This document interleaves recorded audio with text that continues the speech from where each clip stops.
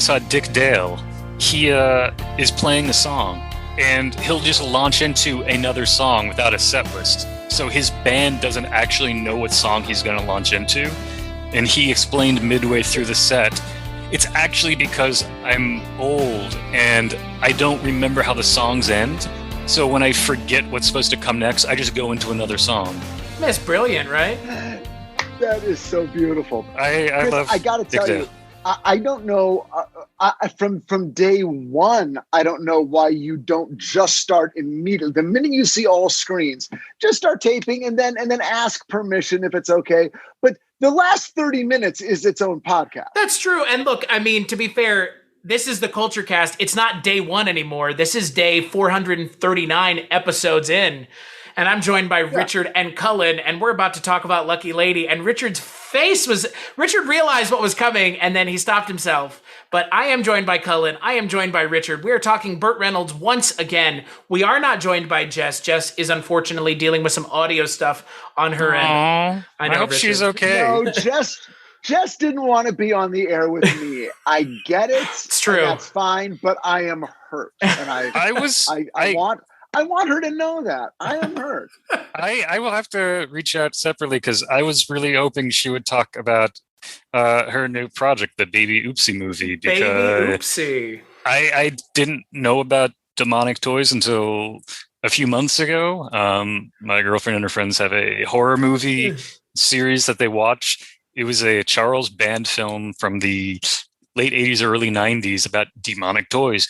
And one of the demonic toys was Baby Oopsie, who has a really foul mouth. And it was a fan favorite. This character is fucking amazing. And we flipped out to find out that there's more demonic toys movies. And then we just learned there's going to be a new Baby Oopsie movie. And then I see through Facebook that Jess is involved with this, I believe, as assistant director. And I'm like, oh my God. I know, right? I'm so happy. And I can't wait. I'm very excited. The world is a small place, Cullen, isn't it? It is wonderful. That story took so many turns, and then it ends with, I saw on Facebook that Jess is involved with Baby Oopsie. So I am thrilled for Jess, and we'll have to, outside of this podcast, convey my excitement. You like Baby Oopsie, Richard? Well, I don't know what it is, but if Jess wants to call me up and tell me what it is, what is it? Tell me more about Baby Oopsie. you will like Baby Oopsie. Yeah, it's a baby doll that kills people and tells amazing jokes. This is Talking Tina for the modern age. Well, for the character goes back to 30 years. Yeah, the character's from the 80s. Yeah, but you remember Talking Tina from Twilight Zone with Telly Savalas, the doll. I need to watch that episode. I haven't seen that one. Oh my God. This is the episode. This is one of the class. Well, I mean, every Twilight Zone is a classic episode, but there's a classic episode where Telly Savalas plays sort of the mean stepdad to and the woman he's married has a daughter who's, 9 or whatever. And she gets this doll. It's actually called Talkie Tina, Talky, Talkie Tina. And so Talkie Tina is this cute doll, but he's in a bad mood and he's had a couple drinks or whatever. And then she leaves the doll on the couch and goes up to bed because he's been yelling at the mom, and the girl goes up and she's upstairs crying. And he feels bad, but he's kind of a bad guy. And he looks over and he sees the doll on the couch and he picks up the doll. Hey, Talkie Tina. Yeah, terrific. What do you got to say, Talkie Tina? He pulls the string and she goes, my name's Talkie Tina and I don't think I like you. My God. Okay, you can see where this is going. Nice. This sounds great. It was directed by Richard Sarafian. Oh, yeah. Holy wow. It was deftly parodied in The Simpsons. One of the best Simpsons Treehouse of Horror gags of all time. Of course. Richard Sarafian also directed Burt Reynolds in The Man Who Loved Cat Dancing. And on this episode of the Culture Cast, we're talking about a Burt Reynolds. Look at that, all the way back. Thank you for that, Cullen. Cullen, I want to get this out of the way and up front. Lucky Lady is it your favorite movie? It is. I have a top 6, and this is number 2. For reference, I can give you the other 5. Yeah, let's please. So the 4 below it, I don't have order for. It's Every Which Way But Loose, Emperor of the North, Hard Times, and Smokey and the Bandit. And number 1 is Meet Me in St. Louis. Wow. Wait, so these are favorite movies of all time. Correct. Just they're not favorite Burt Reynolds movies, even though there's a couple of Burt Reynolds movies. Correct. Okay, got it. I was about to say, there's definitely another Burton Reynolds film in that lineup. Yep. But those are my 6 favorite movies of all time. Hard Times. Which Hard Times are we talking about? Charles Bronson and James Coburn. I am learning more and more about Cullen by watching these movies. I tell you. Isn't that what the show's about? It's not really about the movies. It's kind of about, just the experience. It's a look inside Cullen. It's learning about Cullen. Well, that is why I picked this one, Richard, actually. I've mentioned this before, like, Chris, I really appreciate it. I think it's very sweet that you've asked me to pick movies for it. And something I tried to do was to pick movies that I love, but also say something about me. And the example I would give is that if someone was to list their favorite movies, I think there needs to be some sort of a curveball, something a little off the beaten path that says something about the person. Like, if you say you love Citizen Kane, that's a great movie. No one is going to disagree with you. Even the people that don't like the movie will agree it's an important movie. And so for me, I think Lucky Lady is a movie that does not have it wasn't really that well received when it came out. It hasn't been reevaluated. It's not to my knowledge, there's no cult. If there is a cult of Lucky Lady, I would like to receive an invitation. But like, I watched it again today. It just makes me so fucking happy. But I think this, more than the other movies in my list, gives a glimpse into me and my tastes and like who I am. So that is a version of why I picked this movie. This is the year 20th Century Fox is bringing back Prohibition. Oh, whoopee! Gene Hackman, Liza Minelli, and Burt Reynolds as Kibby, Walker, and Claire. Well, ain't we all the aces? A spunky dame. Watch it, Buster! A snazzy dude. And you're dancing with the slickest guy in the joint. And a tough customer. You just step a little closer to the microphone. I didn't catch what you were saying. Who had some high times running rum aboard the Lucky Lady. These men offered your captain a bribe. You know what to do. You shoot them both on my command. You can't get away with that. I wouldn't make him mad. Fire, damn it! You missed it, Totterhead! Adios, Mosley! Adios! They didn't exactly hit it off at the start. Who's he, your date?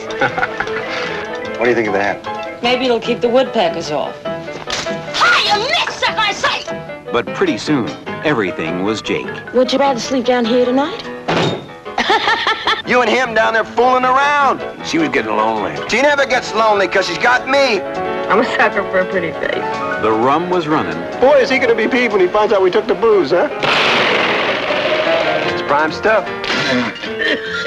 And the dough was flowing. I just want to spend as much time being rich as I did being poor. Hollywood trash. They were on their way to Easy Street. We look very high-toned. Can't tell us from the real people.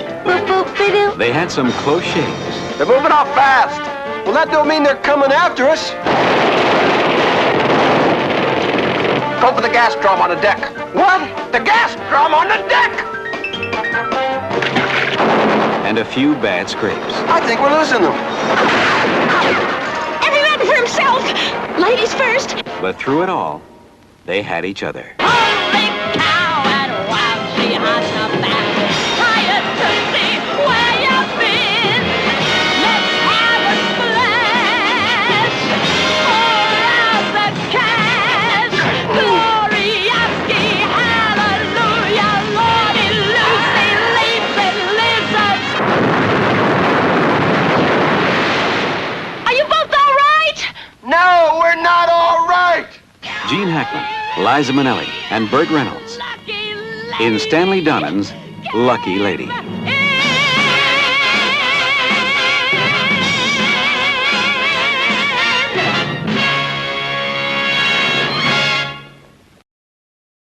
we should start with Cullen sort of taking us through what the film and what it is about it that strikes him in, what are those things about it, and then that'll sort of give us a road in. Yeah. Okay, I'm game with that. So for anyone that's listening to the podcast that has not seen it, which is probably a lot of people, I don't know. If you have seen it, then thank you for watching it. I hope you liked it. Liza Minnelli, her lover, Harry, has died. She's now singing in it's the Depression, it's Prohibition, but she's in Mexico singing at a cabaret. Burt Reynolds decides to step in and pick up where Harry left off and help her make money by running people across the border. He is really terrible at his job, so terrible, and he wears a blinding white suit, so he's impossible to miss. One of the people he's running across the border is Gene Hackman, and Gene Hackman gets him out of a spot when it goes bad, and then the three of them decide to become bootleggers running liquor across the border. They also wind up having a interesting love triangle with Liza calling the shots. And that is essentially the plot of the movie, them trying to be bootleggers, and they're not very good at it. The reason I love this movie is, to me, it is funny as hell. It has a lot of pre-code, sort of slapstick screwball comedies elements. It's like watching a Looney Tunes cartoon. At one point, Gene Hackman is in a boat with an oar as the Border Patrol Coast Guard, Jeffrey Lewis, has a machine gun shooting at the boat, and the boat is sinking as he's just swimming with the oar. Like, that is straight up Bugs Bunny. The movie is also directed by Stanley Donen. And so for me, I love the way it sort of shifts between, cool, we're going to be like a slapstick screwball comedy. Oh, it's going to be a bit of a romantic comedy. Now we're going to have some weird, like, bootlegging humor. Oh, now it's going to get hard-boiled, like Little Caesar, and it's going to be about gangsters, and it's going to be machine guns, and people are actually going to die. Chris and Richard, as you have learned from other podcasts about, like, A Rage in Harlem, I really like those sort of unexpected tonal shifts. And this movie has a lot of those. So that, in a nutshell, is sort of like the beginning of why I like this movie. We can get into the humor more, beginning with Liza going, uno, dos, three, four, which just slays me every time when she's on stage, because Tres Cuatro is not that difficult. But she goes uno, dos, three, four with a charm that only Liza has. My God. Liza, I adore Liza. She is remarkable in this movie with her dialogue, with her singing. She has a spirit. And also that line just kind of says something about the characters. They're not very bright. And I like the movie that the movie doesn't pretend that they're bright. They fumble through this. By miracles, they're not massacred by bullets. Somehow they survive. Right. Yes. So, Cullen, remind me, is this movie post-Cabaret or pre-Cabaret? This is the first movie Liza makes, the first feature, like, live-action movie Liza makes after Cabaret. So it's, okay, so it's Cabaret, this movie, and then for my money, because I haven't seen New York, the next New York is great. Okay, but for me, Arthur is the next great Liza Minnelli movie. And then there's Rent-A-Cop with Burt Reynolds, which is also quite wonderful. We're reuniting the is Gene Hackman also in Rent-A-Cop? No, that would have been great though. Okay. All right. Okay. Well, I think Cullen did a great job of sort of summarizing the plot, the essential plot and tone of the movie. The only other thing I would say about the tone for someone who hasn't seen it and is curious what to expect is that this movie is also 2 years after The Sting. Yes. And its influence is felt. Am I right? Oh, 100%. It shows that influence on the poster. It's like that imagery, like that evokes The Sting, the look, the costuming, right? I mean, it's not a bad thing. The Sting is an amazing film, right? Like, no one is going to sit here and say The Sting is a bad movie. So there are worse films to kind of, right. There are worse films to draw influence from than The Sting. Oh yeah. I would I think Cullen brings up one of my main observations about the movie that I may not on first watch have been as comfortable with, which is the sort of searching for a consistent tone. And I'm talking about myself, like watching the movie going, okay, well, what am I watching here? You know, am I watching The Sting? Am I watching Nickelodeon? Am I watching something else that I'm not sure about yet? And it taking a little while to sort of learn the tonal grammar of the film. I will say I liked the movie more as it went and probably ended at my highest point of enjoying the movie, because by then I feel like it had sort of either it had settled into itself or I had kind of figured out what its range was and was comfortable within those parameters. Chris, what were your first impressions? You know, Cullen, I had never seen this before, obviously. Otherwise, I would have told you by now. So there's that. What's funny for me with a movie like this is I felt like I had the same response that you did, Richard. I got excited when I started watching it because, I mean, again, getting to see Gene Hackman and Burt Reynolds and Liza Minelli together is fun. And then I kind of watching it was like a Rage in Harlem for me, Cullen. And you hit the nail on the head. Like, it's just kind of all over the place tonally. The movie itself makes sense. There are no like logic leaps. There's no anything that feels out of place from a storytelling and narrative structure. It makes sense, but it's a tonally all over the place, which again is fine. That doesn't make a movie good or bad. And we should mention the writers since we're talking about it. Gloria Katz and Willard Huyck, who did The Amazing Messiah of Evil, that early 70s, really amazing like indie horror movie. They wrote American Graffiti. They wrote Indiana Jones and the Temple of Doom, my favorite of the Indiana Jones films, I know.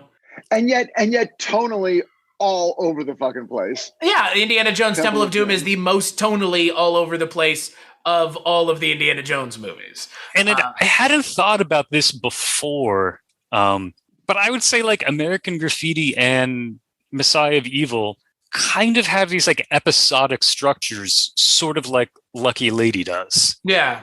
This movie is very episodic. Like you could watch parts of this movie almost removed from the entire narrative, because the first half of the movie and the second half of the movie are talking about two different things, kind of. One, you know, you're getting to a point, and then the second half of the movie is how they go from that point, but they almost feel like episodic in nature, which I don't dislike. I actually kind of like it. It's a storytelling style that in this day and age gets lost, which I think could make a comeback, because when every movie is seemingly 2 fucking hours now, this is a nice way to make a 2-hour movie. You kind of just make almost 2 movies.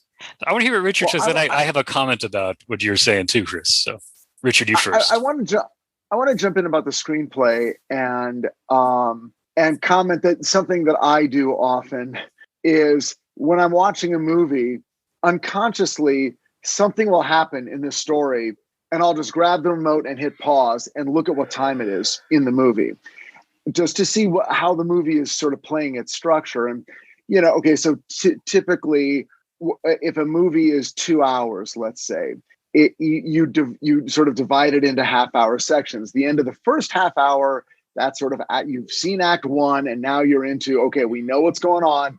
Now we're on the road, and then maybe another big event happens. You hit it 60 minutes, you know, and then 90 minutes.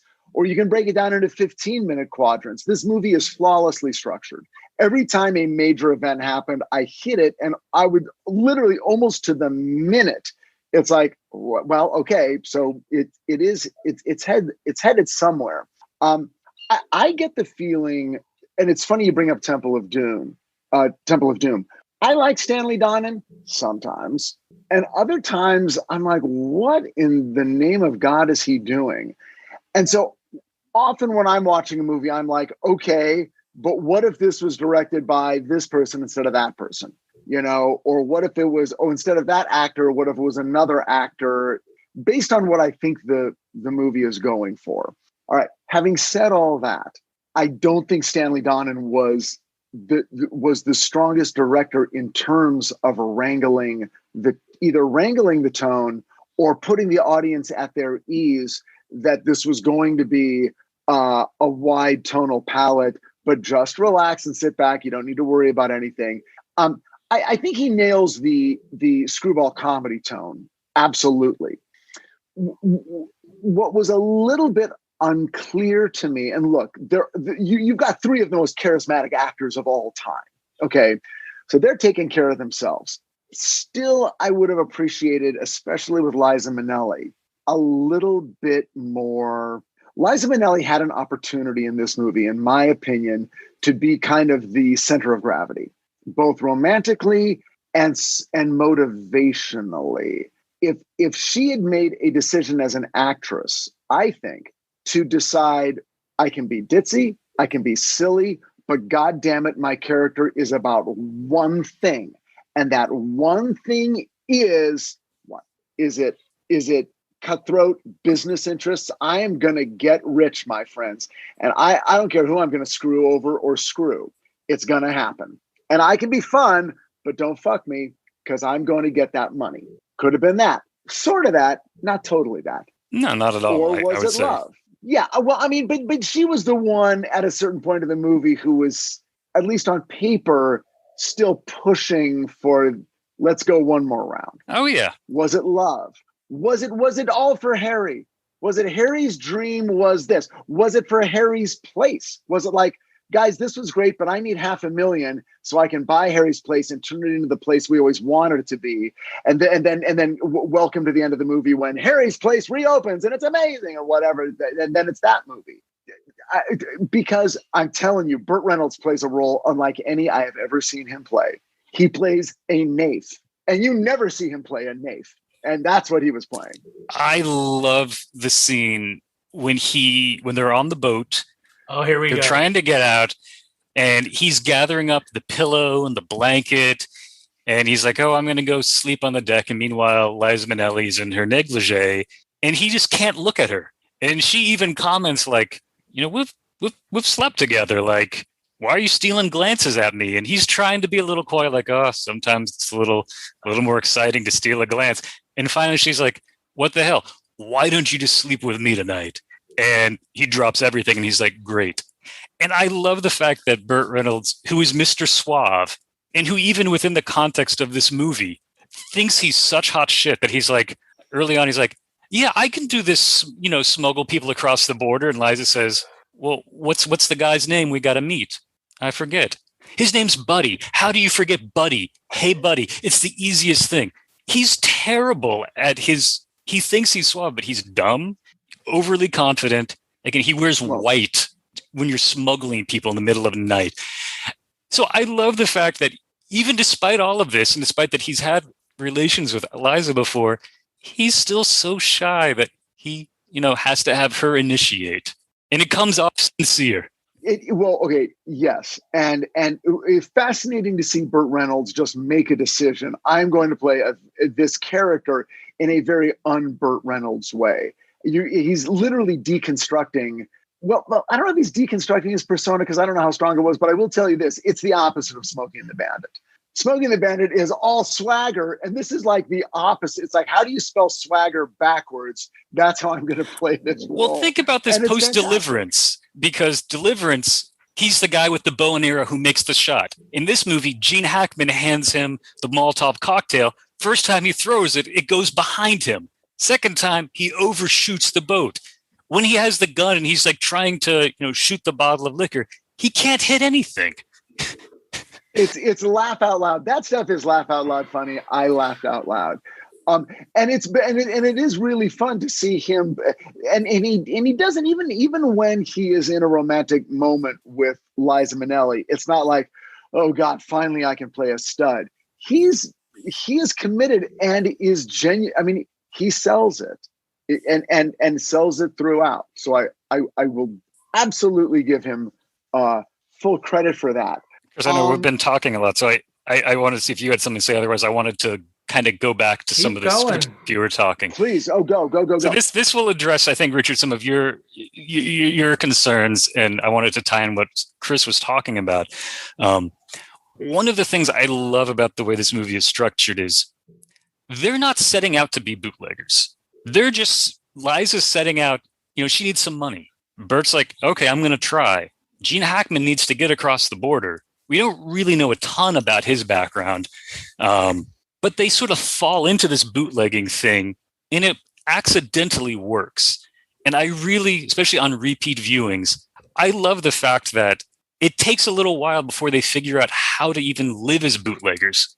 Like after they get their money, they go to the hotel, and there's a great little moment where they're trying to figure out, what type of room to get, because Gene Hackman wants the room with Liza, and Burt's trying to be like, oh no, I'm the husband with Liza. And then Liza's just like, do you have a big room? Because all three of them are going to be together, because she's not going to pick either one. She likes them both. And I like how she says, I like you both. She never says, I love you both. And I think that's a key to her personality, is she's having an adventure in some ways. She's going one day to the next. She doesn't have a grand plan. She likes these two guys. And I think it's really weird to structure a movie around a character who doesn't have a grand plan. And in some ways, I can understand that as sort of a weakness, but especially on multiple viewings, I like the fact that the movie allows these characters to not know how they're going to get from one place to the next. And maybe it just works for me. Maybe it just works for me, and I'll admit that. But I mean, look, I honestly find it fairly shocking that a film in 75 is advocating for and being upfront and honest about an unconventional or non-traditional, non-conforming relationship in film, because this is not something you see in movies. Like, if you think about it, how often do you see this kind of relationship in film being taken seriously? And not only being taken seriously and not just a lantern being hung on it, but the main characters of the movie. The three leads. That this doesn't happen. It's strange, but it works.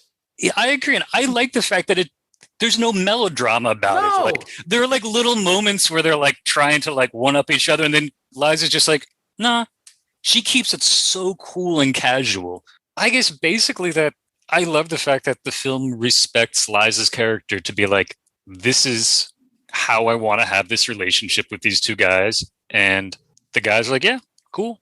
Like, this must have been so scandalous in 75, like a throuple. Oh my God. But what's weird about it though is like I took a quick glance at the Roger Ebert review, and I don't know if other reviews were different, but it didn't seem to land on that aspect of the movie at all. And I can't decide personally for myself whether I like the fact that it was so unexamined, or if I wish it had at least been examined a little more, not as a scandalous relationship, but if I understood everyone's stake a little more, or even their motivations. Like, I'm not saying I needed Liza to be like, hey, I'm playing one off against the other and I'm being manipulative, or if I needed some weird, homosexual undercurrent from Burt to Gene, or Gene to Burt, or I don't need it, but I don't need it, but I can think about it. Yeah, they're good-looking guys. Come on, I love when they the sort of like the younger assistant, bootlegging assistant, and the waiter with the room service come into the bathroom and see them all in the bathtub, and they're just like, whoa, and then everyone in the bathtub is like, we're in the bathtub, it's all good. Yeah, and it's like I guess their behavior somewhat betrays their attitude, because their behavior is, we're all basically cool with it, and the fact that they don't talk about it is also narrative information. They don't feel the need to talk about it, really, because they really don't. And they don't need to justify it to anyone either. Like, nobody, it is kind of strange, nobody in the movie really asks, but like, again, it's because it really doesn't matter. There's a couple interesting moments that popped out of this time viewing it for me. The scene after they've had their first successful bootlegging operation. They have the money. They're sort of living it up at the hotel. And Liza wants to continue the way that everything's going, and the two of them don't really want to. And so they kind of decide to try and be, kind of shithead guys. And they're like, we're going to pick up a couple ladies and make her jealous. And it's just like, it's disgusting male behavior. And it just completely backfires. Like, it doesn't work. And I think moments like that were interesting to me this time, because you see the two of them trying to play these macho roles that in their eyes, that's who they're embodying. But it just doesn't, it doesn't work. It's not effective. I like the way the movie just sort of shuts it down. And at the end of the movie, spoiler alert to anyone who hasn't seen it, during the climactic shootout with this gangster who's trying to run the independents out of the bootlegging operation. Howard Johnson.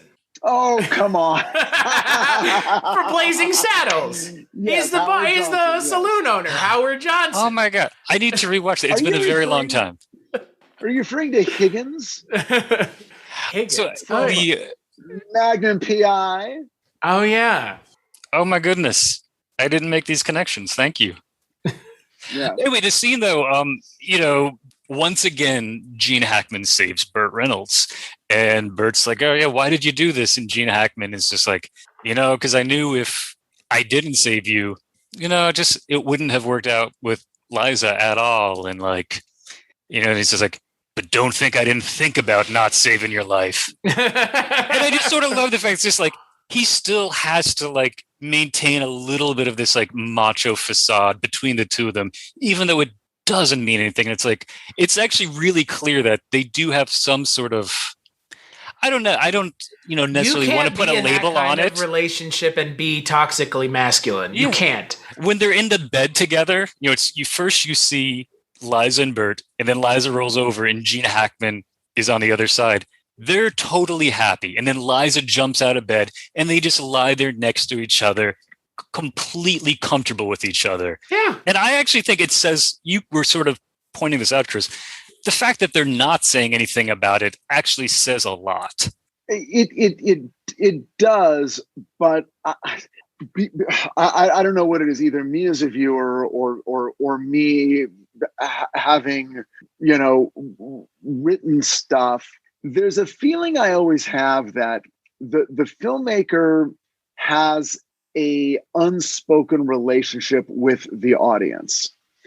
And part of that relationship is I am showing you certain things with certain expectations of your reaction. And sometimes and sometimes that I expect your reaction to be scandalized or upset or whatever. But more often, I'm trying to be funny. I expect you to laugh. I'm trying to be scary. I expect you to be gripping the edge of your seats. So my question when I'm watching this movie is, well, I have to assume the writers and the actors and the director know that the audience is going to have questions about what is it, what attitude are we supposed to have? What attitude do you presume that we have? And how are you hitting that back to us? Are you hitting it back to us as a curveball, or are you hitting it back to us as a softball? You've got to know that we're going to be wondering what the fuck is going on with these two guys. And by not telling us, you're kind of not playing fair. I think it's a curveball, because I think for me, the expectation would be like, okay, they have to be having a competition between one another. She has to be torn and feel really bad about it. And then that's actually not the case. And to me, that's kind of refreshing that in this movie, that's actually not the drama. The drama is, are we going to succeed at bootlegging? I mean, to Cullen's point, that was my expectation with the movie. Was I expected it was going to be Liza and Burt together, and Gene Hackman is just the asexual character, right? I mean, because that happens. You have an asexual partner / compadre who never is given a love interest throughout the entire film, and you're just the comic relief. You're nudging the hero as he's got the girl at the end. That's what I was expecting. I'm going to argue that this exact movie, without maybe the in-bed scene, would have, for me, worked better, and maybe even for audiences worked better 30 years earlier or 40 years earlier. when it could be completely divorced from any. But when you're making a movie in 1975, when sexual mores are on every magazine cover and homosexuality has now become something that is on people's radars, and people sort of understand what that is now, and it's part of the public discourse, to make a movie that touches on these things but doesn't say anything about them one way or the other, either by going way further into it or at least explaining it, it feels like a missed opportunity at best and a sort of shy at the wheel at worst. Interesting. I see where you're coming from, Richard. Here's something I wonder. I wonder if, maybe it's just for me, I wonder if that scene plays better today because they didn't try to explain it. I do wonder what I would have thought, if I had been seeing this in theaters at the time. Because to me, when I watch this, it reminds me of pre-code movies when there just could be pleasure, just like pure pleasure without sort of like moral judgment. And I wonder maybe that's what they were going for. It plays that way to me. Well, I think that is what they're going for. And there was a weird tone to the pre-code movies that had to do with, and a part of it was Blonde Crazy that we watched, but there were many others, even like the most famous ones, where there's this weird attitude toward marriage and divorce and why is someone getting married? We've got to go get married. And, it's like, it's for money. And I'm marrying him for this. But I'm marrying him, but I'm seeing him, and yet it's in a weird way, it is so overtly comic that I believe that the tone of the movie let the audiences of the 30s and early 40s off the hook of ever really taking it seriously. We have to really picture her fucking him and then fucking that other dude the next night or the next hour or in the next room, because we're just teasing at you, ladies and gentlemen. But in 1975, that's a very different time to make a movie. And the teasing is over. And it's fun as a throwback. But again, it's sort of like, well... But it's not a throwback. You're going to throw back and not really comment on what, why make this movie in 1975 other than the fact that The Sting was made in 73? Why go, I'm going to make a movie about a menage a trois between a woman and a man and a man. And then I can imagine people going, well, that sounds interesting. So what are we saying? Nothing. We're just saying it happens. Okay, that sounds super liberated and cool and continental and European and avant-garde, but I'd still like you to say something. And I don't even care what the fuck you're saying, but give me what you think. Movie, tell me what you think. Hey, and Richard, let me ask you. Don't tell me you don't think anything. Let me ask you something, Richard. So now that we, to quote the Santa Claus, now that we've opened this box, do what the movie didn't. What is the movie? What would you say if this were your movie? Because, I mean, again, I don't know if I disagree or agree with you. I think it's not even a matter of that in a lot of ways when we're talking about criticism. It's not an agree or disagree. I think you make some very valid points. I'm just I'm curious what you would say if given the opportunity with this kind of film. Okay. What would you say? Okay, in other words, someone comes up to me and says, hey, we own Lucky Lady, so Universal, I don't even know what, was it 20th, wants to do a remake of it. How do we do Lucky Lady in 2021? I would say in 2021, I need to be very, very clear that the Walker character and the Kibbe character are as interested in each other as they are in her. Or maybe 5% less, but they're happy to go along with it. And they're happy to go along with it because it's like, and not only that, but I think I would also say, I want to make it overt that Claire likes the fact that they like each other. And that's part of the turn on for her. And so everyone is sort of like, oh, that's interesting. So in other words, here's a movie about a woman who's like, I'm actually turned on by guys who like to fuck each other because I like to fuck those guys. And then what I want from those two guys is we both really want to fuck Claire. But you're Burt Reynolds and you're Gene Hackman or whoever they would be today. You're Brad Pitt and you're fucking whoever, and it's like, oh, come on. Don't say just Brad Pitt and somebody else. Come on, Richard. Well, it probably wouldn't be Brad Pitt because now he's older and these guys were in their fucking 30s. So I think it would be more. I think it would be more interesting. Oh, you want to go real? You want to go into an interesting sub angle here? Two older guys and a younger woman. Well, okay. Okay, yes. But let's take the first scenario before we start getting. Let's go real wild. Let's go wild, folks. Before we bring ageism into it, let's just say the two guys are like, well, we both want to fuck her because she's, the hottest chick on the screen nowadays. But if sort of the deal, what turns her on is we fuck each other, I could do worse. Okay. And then the doors close and we're like, oh, what's going on back there? Everyone would get it, and everyone would get what the filmmaker, in this case me, is saying, which is a very 2021 approach to sex is pretty fluid and desire is fluid. And if everyone's having a good time and they're drinking or smoke or whatever, then God bless them. They're all adults and they're also breaking the law. So, who knows about those crazy bootleggers? And what are they running instead of rum in this scenario, Richard? No, they're running. It's a period piece. Wow. Well, that's the comment. You could do it. I mean, you could, but it wouldn't be like period piece with the fucking Scott Joplin music. That tells you the tone also. And man, they were pushing like people are getting shot, but we're still playing that, dun, dun, dun, dun, dun, dun. It's funny because we get it. The way you describe it, that's what I get out of this movie. So I see. That's the thing, Richard. I think to Cullen's point, I think I'm with Cullen. I think I'm a little with Cullen, but I do. I wasn't getting that. I was not getting that Burt Reynolds and what's his name were like, ooh, 2 for 1. No, I think that's right. I love hearing your criticisms as a screenwriter because you have, I don't know. I mean, your insight is just incredible. And we're not always going to see the same things. Like I love the points you're making. The fact that this movie doesn't have a huge following, I think it speaks to the fact that this movie doesn't work for everybody. I'd love to know more reasons why.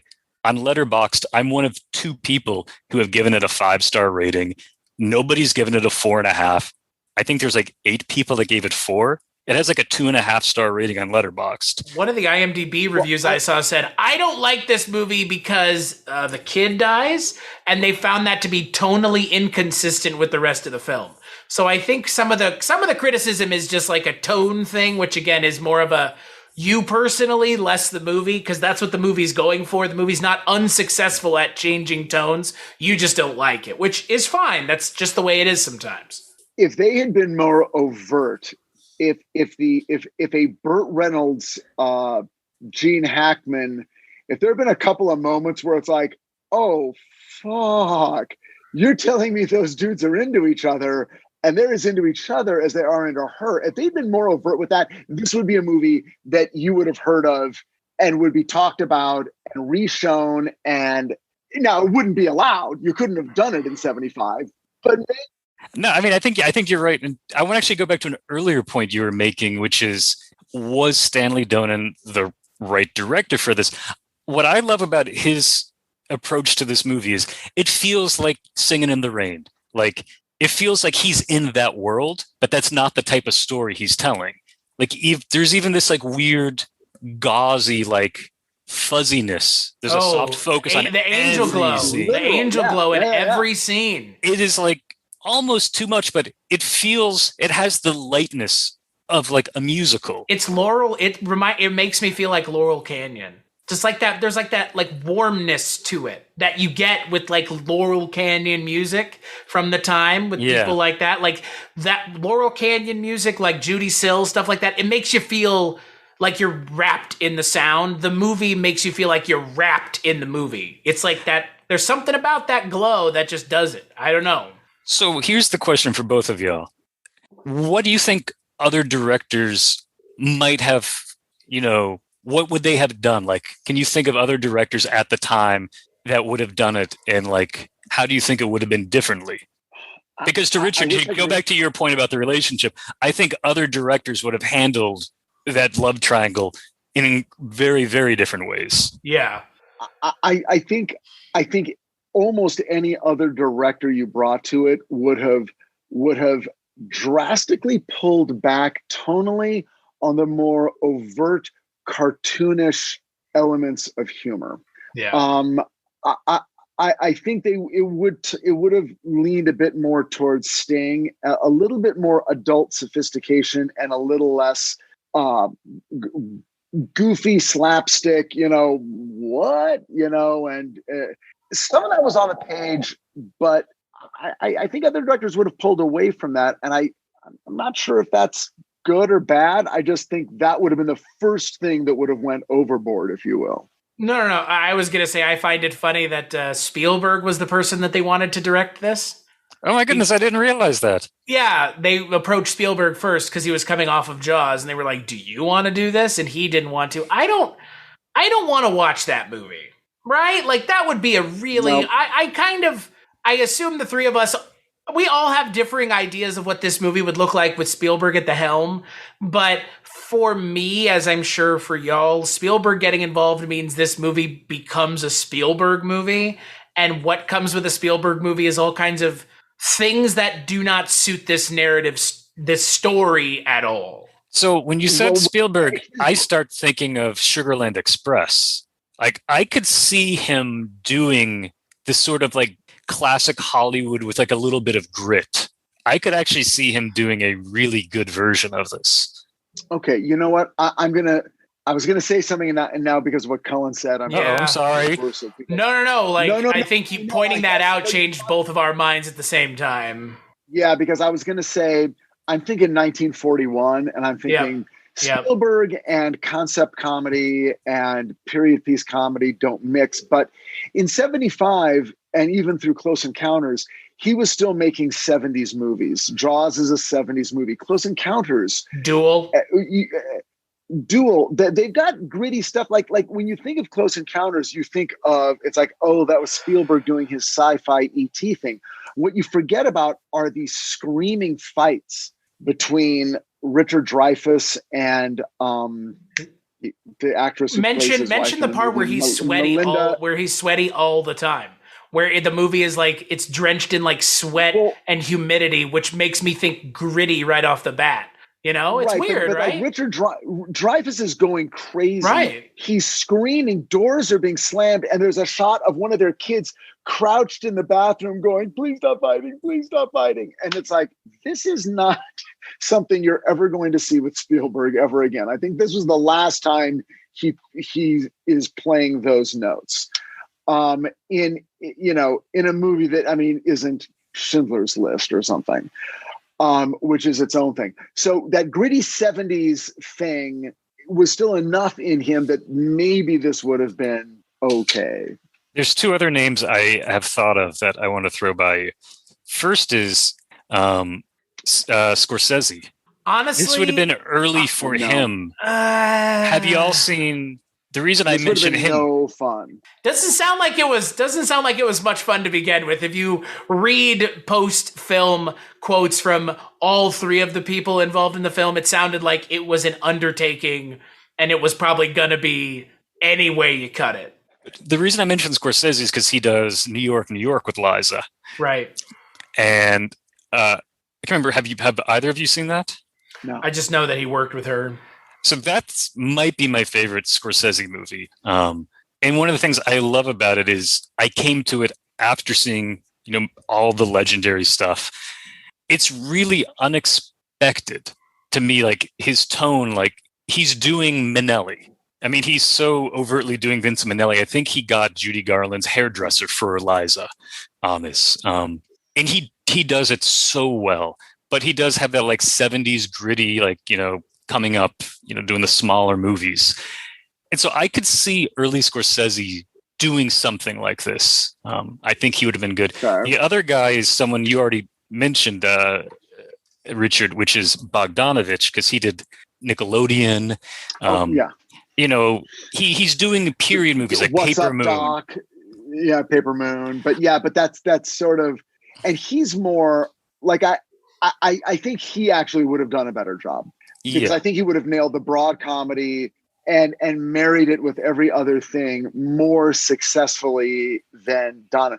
I got to tell you, when I had problems with the sound mix of a movie, I felt like every line of dialogue felt like it was post-recorded. People's voices sounded oddly high-pitched. Every time Gene Hackman opened his mouth, he was talking up here. It sounded like it was really like, I'm like, am I hearing this right? Is he talking too fast? Everyone's like it never sounded like we were in the environment they were in. When they're on the high seas, it sounded like they were in a room. There was almost a skill level, almost on a technical level, that was wonky for me. I think Bogdanovich would have been a better choice. Yes. I would love to see Bogdanovich doing this. And I wonder if there was a pitch meeting where they were referencing some of the movies that he had done. And I think, how is this in relation to Nickelodeon? It's got to be, I don't know. Because that also has Burt. So I'm pulling that up. Nickelodeon is 76. Paper Moon is earlier. That is 73. Oh, but he had done At Long Last Love with Burt Reynolds also in 75. Never even, don't know that one. Oh, it's a musical.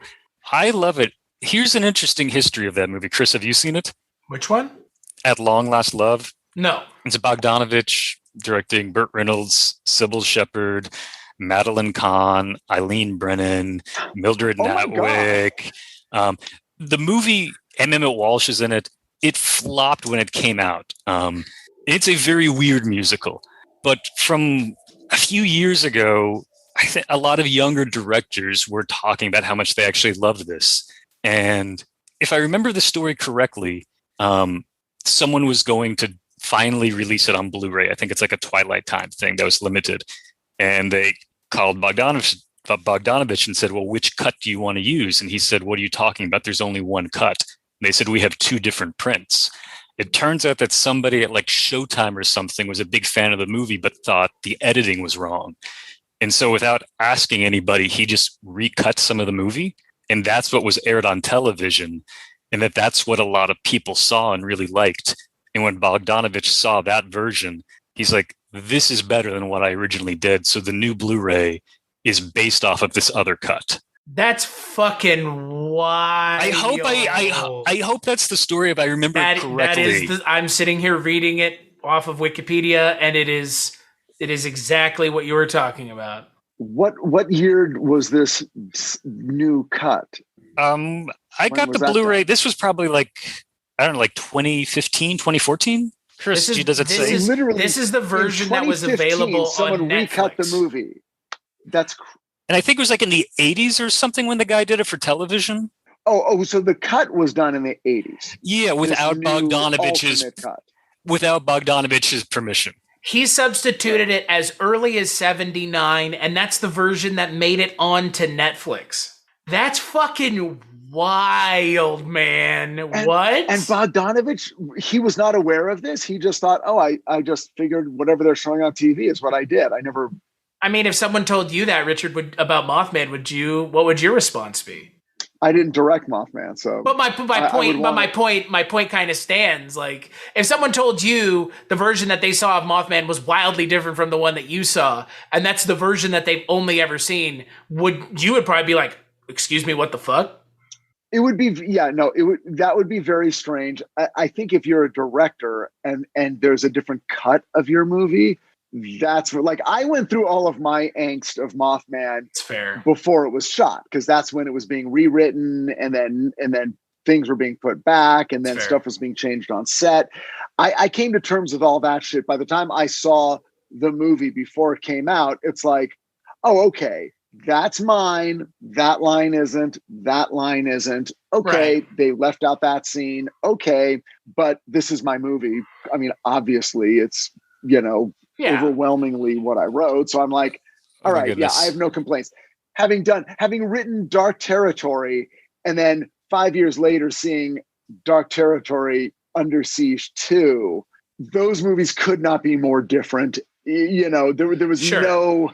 Matt Reeves and I sat there watching it, like just with our guts on the floor, going, Steven fucking Seagal, and Jeff fucking Murphy and, you know, a million other things, and Under Fucking Siege. Then it became its own thing and people loved it. And now I'm like, okay, well, now it is what it is. And I love it too, because I'm no longer, those wounds have healed.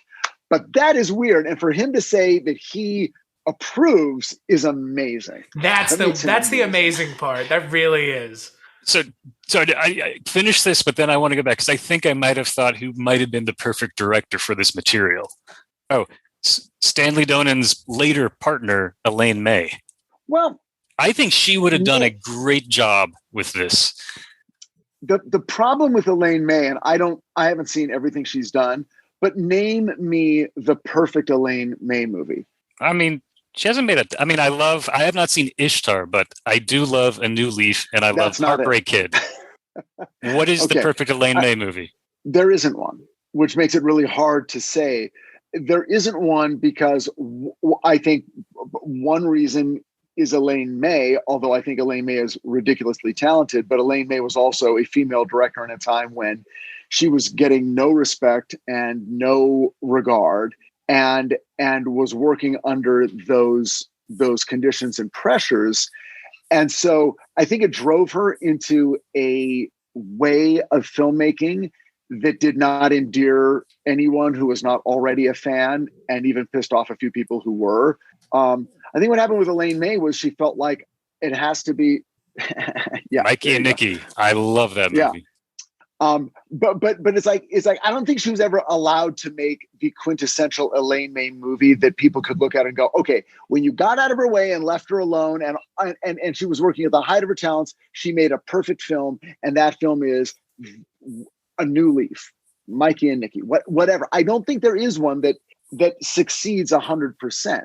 Even though she is an amazing talent. What I think makes me wish honestly, I wish we had a TARDIS so we could have alternate timelines to see all of these different versions, because this conversation has made me. You mean the version of the universe where this could have happened because that universe would have allowed that to happen? Yeah. Yeah. And I would also, in another timeline, I would like to have seen what she would have been able to do with this script at that time. Because what I think, Chris, have you seen Mikey and Nicky? I have not. Richard, you've seen it, right? It's been years. I got to be honest, I don't recall it, and I don't recall thinking it was brilliant. Oh, I think it's brilliant. I absolutely love it. It's one of my favorites. But it's, Philly, John Cassavetes is in the mob, has pissed off the bosses. They've killed somebody else. He's holed up in a hotel room, and he's freaking out. The only person he can call is his old childhood friend, Peter Falk, who's also in the mob, but he doesn't know whether Peter Falk is going to set him up for a hit or not. This isn't giving anything away, because you quickly realize that Peter Falk is supposed to set him up, and he hasn't decided what he's going to do.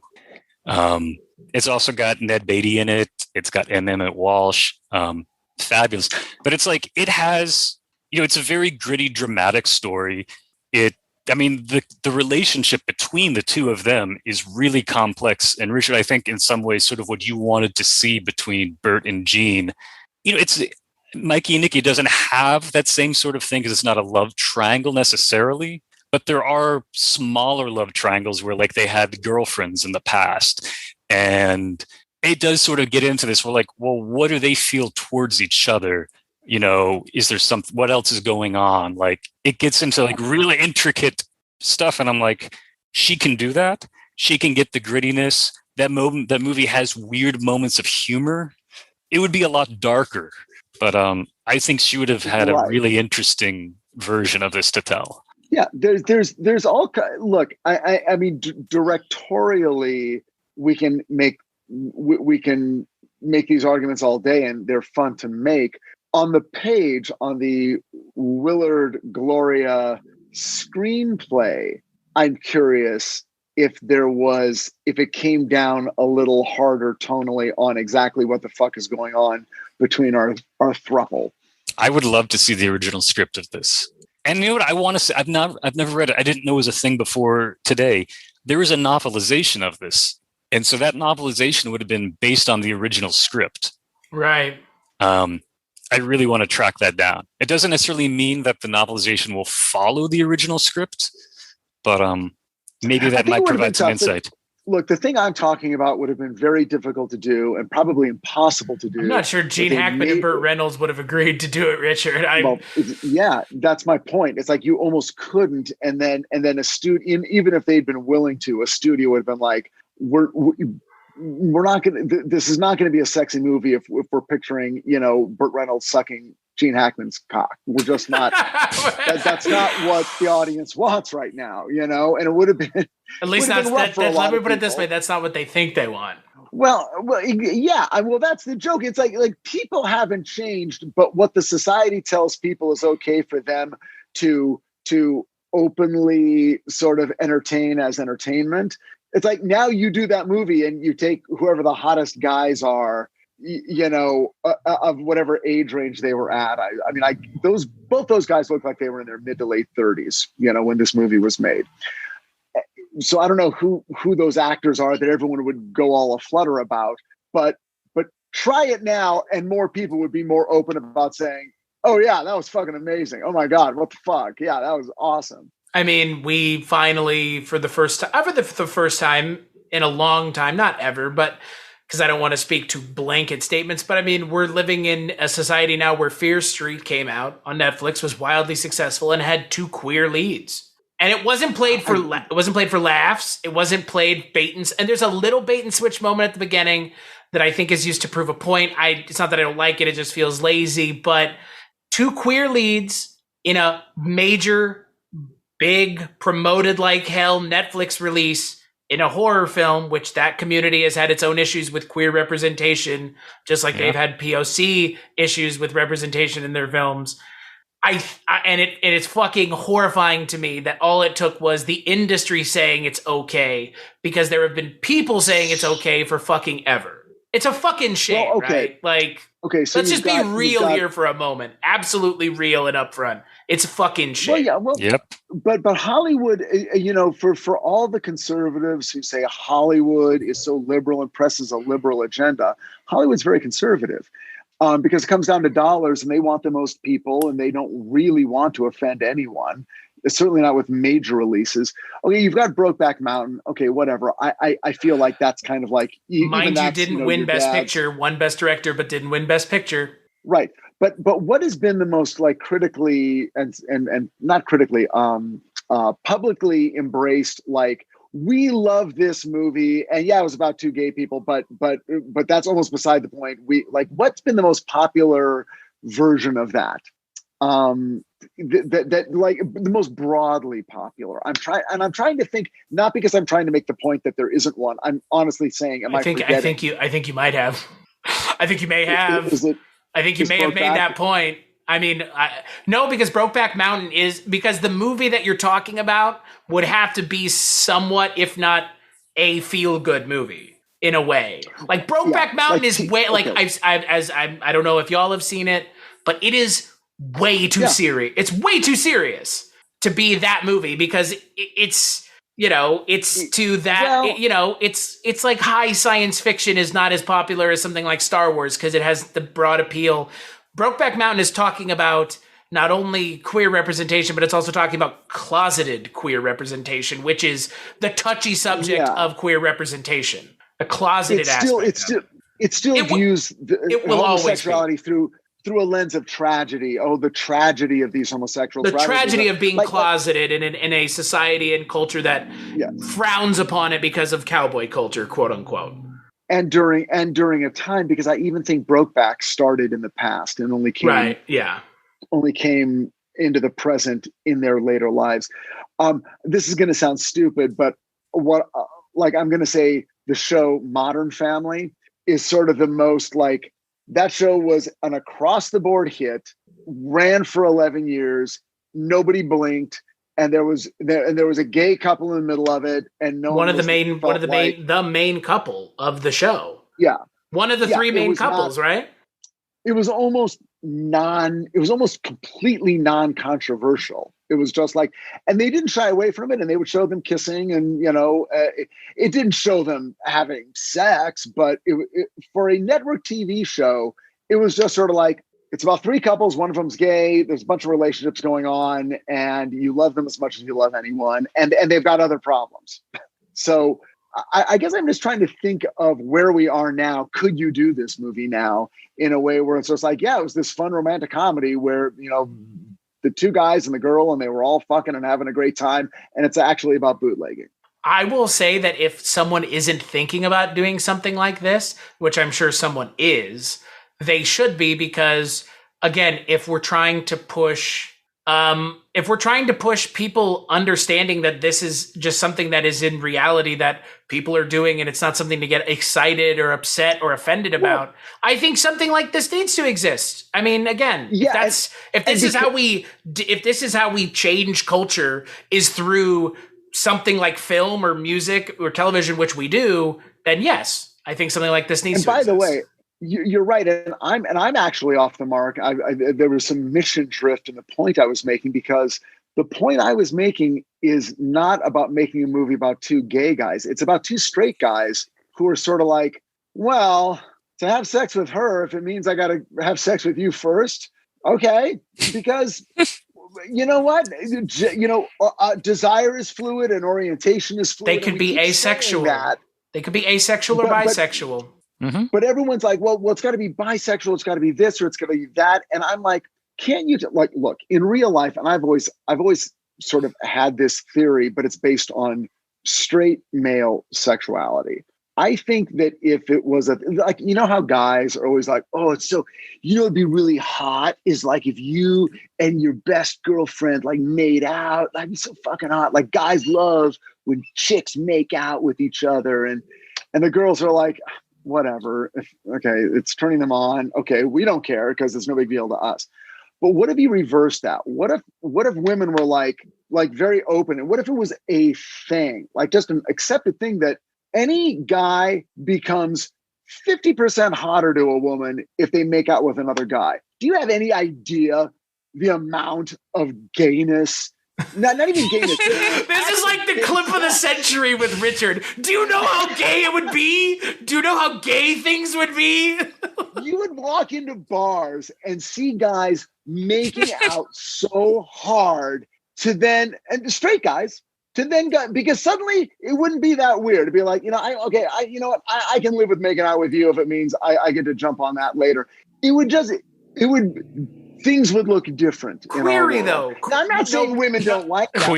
Query, no pun intended. Query, no pun intended. In this scenario, Richard, are you positing that if that were the case, if we lived in a society where male homosexual sex, pornography, as it were, I think we're talking about pornography, or, you know, at least the permeation into society, if it were the other way around, if two men being intimate was viewed as kind of hot, like you said, whatever word. Super hot. Yeah. It made you hotter. Yeah, if that were a thing, more widely accepted, because there are women that feel that way. Let's not pretend like there aren't. We're not saying that, but it's not as common. Yeah, if it was super common, if women were like, if you interviewed all, you know, thousands and thousands of women, and they were like, the number one hottest thing about any guy is if he's making out with another guy. Or if it at least showed up in the top three, right? Like it was a thing that was reoccurring. Yeah. And it had been like, everyone knew it. It's been that way since throughout history. Everyone knows it. Everyone gets it. So the question I have is it more likely in this scenario, because this is an interesting question since we've, again, opened this box. Are the straight men that are making out with each other for the sole purpose of being with an attractive woman because that's what she thinks is hot? Or in this society, is sexuality more fluid because of that? Does the lack of fluidity, yes. does the lack of sexual fluidity in our society stem from toxic masculinity, or is it just intrinsic in our society? Because that's my question. I think there are guys whose range of sexuality is this, but their range of practiced sexuality is less than this, either this or that, depending on circumstance. And I think that it's like, if for instance, let's just take oral sex. heterosexual oral sex, okay, and men performing oral sex on women. I think if you went back decade by decade by decade by decade, you'd find less of it occurring. I mean, look at a show that permeated society to its core. They talk about in The Sopranos how a man giving head to a woman, that makes you a pussy. That makes you feminine, right? Isn't that's one of the big jokes in the show, right? Like first season of the fucking show. And there are cultures that believe that, and there's stuff. But I think that what's happened, I'm just gonna, and I've got no facts to back this up, but I bet they're out there. But over the last 100 years in America, if you could actually go into people's bedrooms, you're going to find more guys eating pussy in 2021 than you, as a percentage of people having heterosexual sex, than you would 50 years ago and 100 years ago and beyond. Okay. I think you are, just because somehow that changed. The conversation changed, practices changed, and now guys do that. Now, are we saying, well, guys hate doing it, but they'll do it because it means that right afterwards they get to stick it in? No, I think guys who originally thought that's gross, I don't want to do that, nah, that makes me a pussy. Now that it's on the table and accepted and no one's going to really make fun of you for that in the larger society, guys are like, I find that I actually enjoy this. I still like doing all the other things, but I'm not saying I don't like that. If you use that as an example, that would be my analogy for dudes doing it with other dudes. It would be like, I didn't think I was going to like it, but then when I tried it, I either found that it's A, not bad, B, I actually really like it, and now it's on the menu, or C, yeah, you know what? Forget the chick. I'm good. I'll just take the first part of the evening. I'm fine with this. I was all mixed up. But you didn't answer my question. And I'm curious, both of y'all. Well, you didn't answer my question because probably I didn't really word it as a question so much. In our society, we're becoming more fluid with our sexualities, right? I think we would all agree. People are more open. They're more honest. More people are coming to terms with being asexual, bisexual, whatever spectrum, wherever you are on the spectrum, people are becoming more comfortable with that. Is the lack of openness with fluidity in our society sexually, and again, this speaks to this movie, is that driven by the male perspective on sexuality? Because again, my question is, if this society existed where something like this was more acceptable, a film like this could be more upfront, is our society lacking in that because everything is viewed through a male lens versus a female lens, and we're just now coming to terms with that? Is that why? I guess it must be. It has to be. It has to be, because men are still in charge of those industries. Right. So you just follow the logic. It goes back to the toxic masculinity of Deliverance. Yeah. Right. No, but again, I would say that if tomorrow women were running all major studios and running all development, yes, I think you would probably find there would be a percentage more movies that showed casual male acts of homosexuality, even if those guys weren't being presented as 100% homosexual characters. It would find its way in there. But I don't think that necessarily reflects a pervasive interest on the part of women in general to see that, because I'm still guessing it is a somewhat niche interest. I would not say that more than 50% of the women in America that you would interview, would say, oh yes, in my top 3 hot things for dudes to do is fuck each other. I don't think that's a guess. But about 20 years from now, that may not be the case. It may not be the case, because things change and things open up, and people, and not only that, but it's like what I was saying before, women who today would go, no, I don't, why would I want that? No. But if they saw porn or saw movies and suddenly like, oh, well, now that I see it, yeah, it's kind of cool. Okay. I was thinking this, but if it's that, maybe. Cullen, I have to ask you in all seriousness, is this where you thought this conversation on Lucky Lady was going to go? Yes and no. I mean, I knew it was going to come up. At least we're somewhat consistent. Yeah, I mean, I knew this was going to come up, and I knew it would provoke some sort of reaction. I wasn't sure what the reaction would be, and I think you both make I mean, some really incredible insights, questions to ask. This is the type of thing I'm just like, this movie would be like a really good, sort of jump off point for it's been a jump off point for a great podcast, I think. Agreed. This has been one of the most fun podcasts I've ever done. But the questions you're asking, it's just like, if this were like an essay or a book, there would be like, we're going to pause and go to the next section and go into research and like data and statistics. And then, start comparing to other movies. Like, the questions you're asking are really huge. And I think, I would love to see this be like the topic of a book, like going into all other movies that are discussing this sort of stuff. Like, I think it's a fascinating topic. Take the conversation we've just had for the last 15 minutes and now look at the title of this movie. I never thought of that before. I look at the poster above my television every day. That's amazing. Isn't that the truth though? If you find one person that you're compatible with, that's amazing, right? And I know that they say this fucking thing of like, there's 1,000 people in the world for you, right? That's what everybody says. That's what statistically has to be the case, because no one person is just perfect for you. But to find one person is something, but to find one person and then find another person, and the three of you are as close as each one of you are separately, that is truly something that, if you find that, you do not let that go. They've been trying to make this TV show for the last 20 years.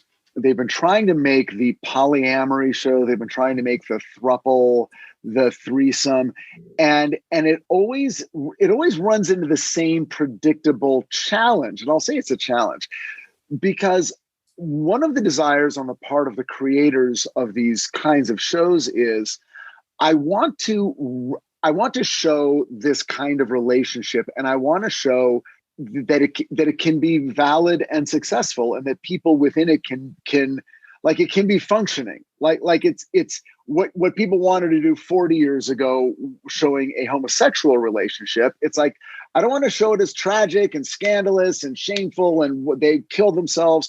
I just want to show them succeeding and enjoying it, because that can happen. So a person goes into it with that, and I've read these scripts. I have friends and I know students, and these scripts have been written on all levels, up and down. But then it comes up against what all drama deals in, which is conflict. So it's very difficult to have that relationship and not immediately challenge it.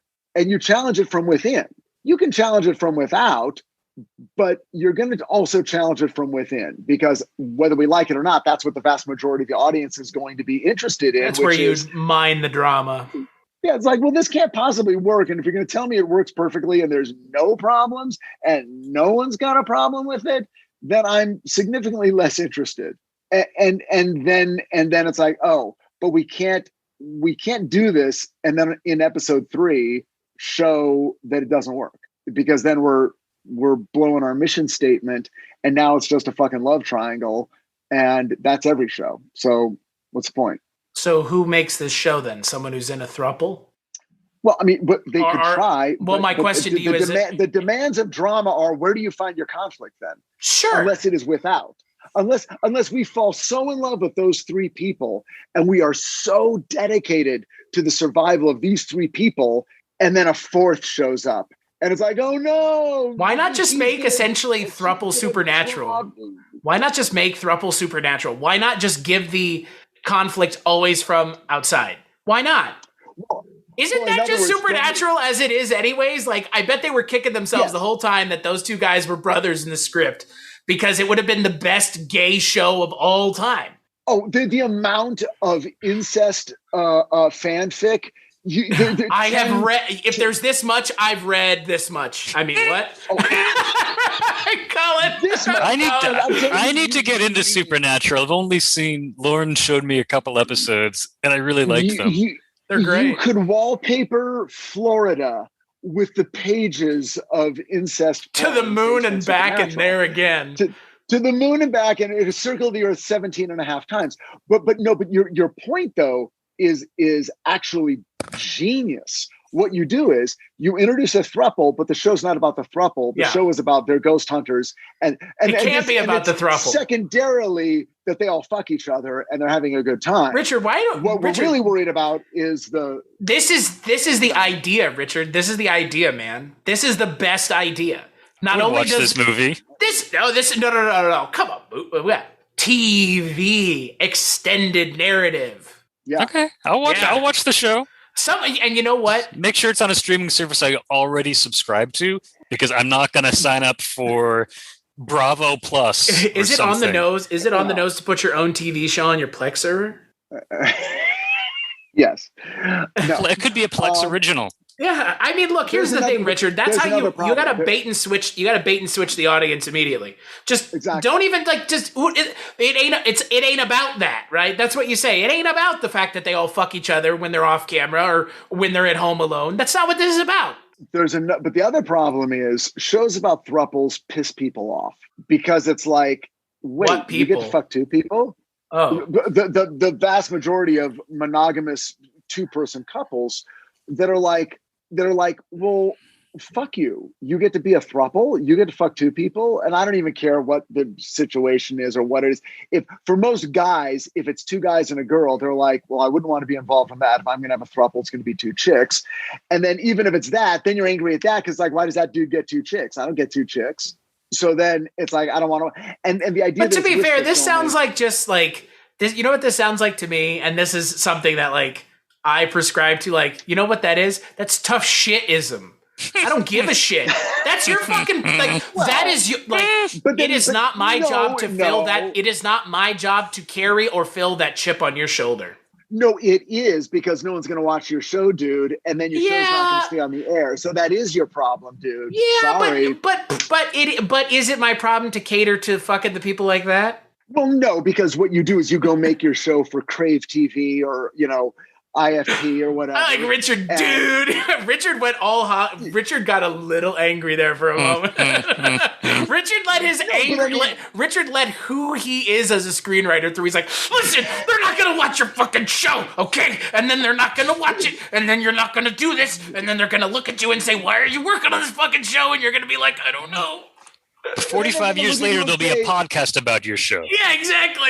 About how you were ahead of the fucking curve, but you're dead now, so whatever. And then one day they're going to call you up and say, sorry, asshole, Miracles is canceled. Oh, I mean, or whatever your show is called. Point being, you could probably do it now because there's enough niche channels that it's like, yeah, high maintenance exists. This could exist, so. Yeah, I mean, everybody needs something. I think, Richard, I do appreciate, and I completely agree with where you're coming from, because again, to your point, your frame of reference for what you're talking about, your industry has changed so much in the last 5 years, let alone 10, let alone 20, that like what you are saying is at times completely valid, but at times also almost incompletely invalid, because the industry invalidates itself all the time. I wouldn't think something like IFC, that channel would be able to get a show with Jason Momoa in it. Yet he's in a show on IFC. Like that means that there's enough fucking gold to go around that everybody must be able to just do something enough anymore. There's so much content that everybody can come to the table, even if it's with a little bit of money, and say, I've got something to hang my hat on. And I think you could do, again, I'm going to go back to the way you pitched it. I think you could do a show about 3 people. If we come in on that relationship 5 years in, and in the pilot, we simply understand that these are 3 people who love each other like family, except they fuck. but they love each other like family. Like they're 100% devoted to each other. Like you will watch movies about groups of people who would die for each other. I mean, that's Fast and Furious. So if you stake your claim early and just go, these people care deeply about each other and about each other's individual best interests, and they're all there for each other. And when the chips are down, they'll die for each other. And then at night they fuck each other. You can do that. Like there's a way to do that and not make it about yeah, but who do they really like better, and who's the third? It's not a. Let me put it this way: this show, the success of this show is based on the fact that it is not a sitcom. Here's something. Oh, sorry. When you mentioned Fast and Furious, am I correct? All of the relationships in that series are straight. It's heteronormative, right? I believe so. When I was watching the most recent one. That's weird. Look at Richard's face. Yeah, isn't that wild to think about? How could they not have a gay person?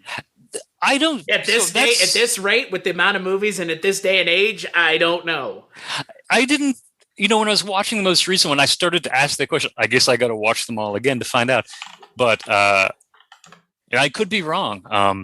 I don't think there's any male gay characters. There may be an implication that a female character might be lesbian or bisexual or something, but I honestly can't remember. And I've seen at least 5 of the 9 movies. Yeah, I wonder how that's because I feel like if that series continues, they're going to have to address this, and I wonder how and or when. The fact that they haven't is kind of shocking. I mean, Disney is just now having their first openly gay character in a film. That would be I forget the actor's name, but it's in the Jungle Cruise film. Openly gay. It's 2021. Yeah. I mean, look, the sad thing is we as people, as a society, it doesn't seem to me that we really get to push the conversation forward. It seems like the culture and the things that we consume push the argument forward, which is why I've always tried to use film, as I'm sure we all have, or novels or music, to move the conversation forward. Because, as I'm sure you would agree, Richard and Cullen, it is something that is more easily understood by a wider range of people than just talking to someone. And again, it also has a wider reach because it is a film. It's easier to find and consume. Yeah. It's unfortunate that our society has taken this long for a company like Disney, who are such tastemakers, culture pushers, to be in 2021 patting themselves on the back for having an openly gay character in a film. That is not something to pat yourself on the back for. Nope. I'm sorry, it's not. No. So there was a show that got as close to this as you could get, but it was based in a culture that we all know does this. It was Big Love. It was the sister wives of the Mormons in Utah. Right. Bill Paxton, right? Yeah. And so through that lens, it was like, okay, well, now we're going to talk about relationships where at least a guy is having multiple consensual sexual relationships, but within a church. He's not just a swinger from Los Angeles. It's within a religious setting, so there's all kinds of rules and customs and all that. But it was still talking about, okay, but you're with her, then you're with her, then you're with her. And I think, having not really seen a lot of the show, I think they just played it as, well, I have separate individual unique relationships with each wife that have different dynamics, and then the wives have a again, their social relationship based on the fact that they are living in a place where this is totally accepted. So they're not outliers in their community; they are part of their community. So you can do this sort of thing. It's it would be like the first question everyone's going to ask is, well, yeah, but I mean, don't you ever get jealous that maybe so-and-so likes so-and-so better than you? And isn't it weird when you come home and they're in bed and maybe you were hoping that tonight you could be involved in that? And like, what are the rules? What are the rules? What are the rules? I don't get it. I don't get it. I don't get it. You'd really have to lay it out. Hey, lay it out in the first episode and that's it. Yeah.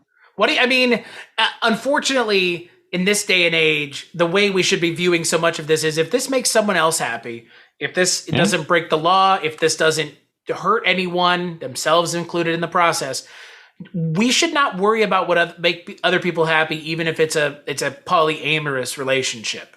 Look, you could have a polyamorous relationship with 3 people and one of them isn't even sexually active with all 3 partners. Like, why would that? Again, that in and of itself could be a thing. Again, that's the other thing. The assumption in this relationship, the way Lucky Lady, all the way back to Lucky Lady lays it out, and to Richard's point from before, is you get the sense, because the movie's not, and this I'm coming from where you're coming from, Richard, it's not overt enough in what it's saying to say, Gene Hackman and Burt Reynolds are into each other as much as they're into Liza Minnelli. That's what you said, right, Richard? It's not as overt as it maybe could have been or should have been, but it couldn't have been given the time. Right. I mean, that's the question of the movie. It's like, well, are we saying that? Right. Exactly. So I was going to say, it's like, I'm writing the pilot in my mind. Like you could have a scene where there is one of our, let's say it's a throuple, 2 guys and a girl. So we're sort of in lucky lady territory. And that's what it has to be. Just like that has to be. I think so. Yes. That has. I mean, because again, to your point about the acceptance in our culture, almost entirely of lesbian sex as like some sort of extended foreplay for hetero people, it's widely accepted and joked upon. Whether or not it should be or joked upon is a different story, but it just happens to be. So if we were starting with one of the guys and he was at work or something, let's just create a situation where he's having a very stressful day, and the day ends, and however you set it up, it's like, I gotta go home and get laid. Okay. And he goes home, and the other guy is at the kitchen table, and the girl is there, and he's like, I've had a really bad day, whatever it is. And she's like, yeah, me too. I've got an early morning tomorrow, and and I've got a stomach ache. See you guys later. And she just leaves the room. And then guy number 1 looks at guy number 2, and guy number 2 is like, rough day. He's like, yeah. And he's like, want a beer?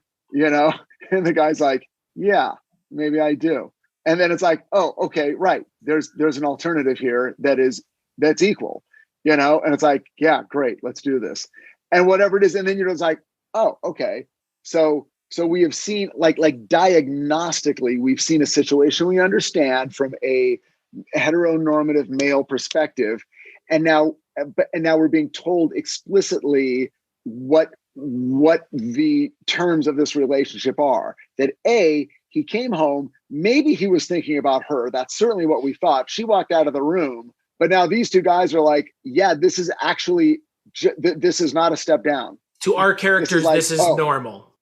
To our characters, like, one of the advantages is if one person of the 3 just isn't feeling it that night, the other 2, there's another option here. And oh, by the way, in this movie, you also, or TV show, you make it abundantly clear that they don't always sleep together either. Because again, it's not always a threesome, right? And that is again the thing that to back to Lucky Lady and to what you were talking about, Richard.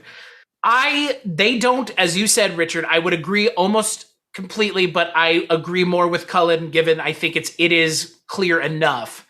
I think that in this movie, they do talk about that because there's not the assumption that Gene Hackman and Burt Reynolds are having sex, but it is implied that at least Gene Hackman and Liza Minnelli are together at some point, and Burt Reynolds and Liza Minnelli are together at some point in the same film, yet 100%. Gene Hackman and Burt Reynolds are not turned off by or upset at each other for that fact. And yet we're never given the idea that they are, and I would say that they don't give us the idea, and I will be curious where you guys come down on this. Do they ever overtly or maybe inovertly say they were together sexually at the same time? Yes. You mean the 3 of them? Right. All together at the same time. I think when they wake up in the bed, it's not too far to go, okay, they were all naked, and the 2 guys were probably each trying to take their turns with Liza Minnelli, and whether or not what happened between them is going to be shrouded in the mists of our own cultural assumptions. Oh, I didn't think there was any ambiguity about that. I thought when you see after she gets out of bed, you see the 2 of them like next to each other, just completely casual. It's just like, they ain't have any clothes under there. Their bodies are right next to each other. They are completely comfortable. And so for me, that was saying like, is that the moment, Cullen? Is that the moment? For me, like, that's when I understood that as they have all been intimate together. Whatever the terms are, like, I'm okay with a little bit of ambiguity. I'm okay with a little bit of mystery. I understand because of the time it was made, they couldn't come right out.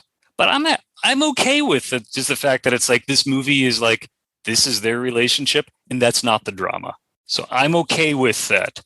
I think there's this other version of dudes are cool with dudes, and dudes will, play, they'll all go shower after their football game or whatever, and they're comfortable with their bodies, and they're not freaked out by other nude male bodies. And if it means we're gonna, be at different ends of this girl in a sexual encounter, there's a level of eroticism there that never actually crosses the line into acts of homosexuality. And I think that's the territory that's as close as they were going to go. That's as far as they were going to go in this movie, is saying maybe they went that far.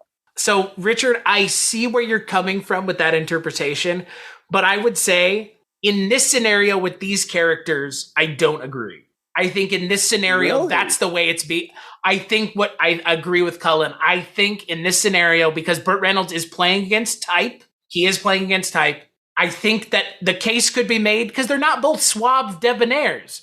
They're not. No, but just because it goes a little further than other movies, I don't think textually it's supported. I just don't. I don't think textually that interpretation is supported. I think, and I barely think my theory is supported. I think it's allowing people to go as far as they wish to go. I'm sure on the part of Stanley Donen, he's like, look, if you want to picture Burt Reynolds and Gene Hackman fucking, you have the right. That is within the realm of the universe of this movie. But I'm not saying that happened, because I also think there are women who love the fantasy of two men interacting with her who never want to see those guys interacting with each other. I think it's more normalized that women are into sexual fantasies with another man, two men, than it is for women to be into a sexual fantasy of two men together, right? Exactly. Yeah. I think, well, there's a difference. And again, I mean, we're making we're thin slicing it, but that's what this movie had to do, was thin slice it. Yeah. I think there are women who are like, I would love two men showing me, desiring me, and servicing me at once. But if suddenly they looked at each other and started making out, now I'm like, what the fuck? Get back over here. I'm not into you doing that. I'm into the two of you. You doing me. Yeah, it becomes immediately undesirable when the two men start showing each other affection. I think that there are women who would feel that way. And then I think there are women who would be really into it, who would be like, oh, and then they start making out, and I can actually sit back and have half a glass of wine and relax for a minute and just let them finish each other off. And I can go grab a shower and, start watching TV.